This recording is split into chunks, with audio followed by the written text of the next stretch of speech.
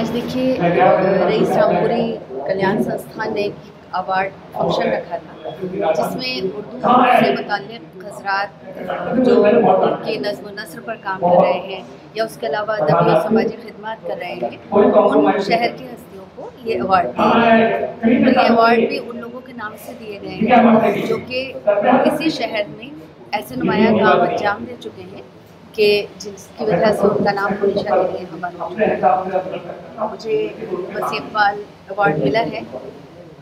वसी मोहम्मद खान वसी इकबाल साहब जिन्होंने बहुत अदबी और समाजी काम किए, बहुत सारे अफसाने लिखे, उसके अलावा इस्लामी तर्ज पर बहुत सी कुतुब लिखी, इस्लाही कुतुब लिखी और हिंदू मुसलमानों के मुख्तलिफ फ़िरक़ों के बीच में इत्तेहाद का काम किया, शिया सुन्नी जो इख्तलाफात हैं उनको दूर करने की कोशिश की। तो उनके सिलसिले में मुझे ये अवार्ड दिया है।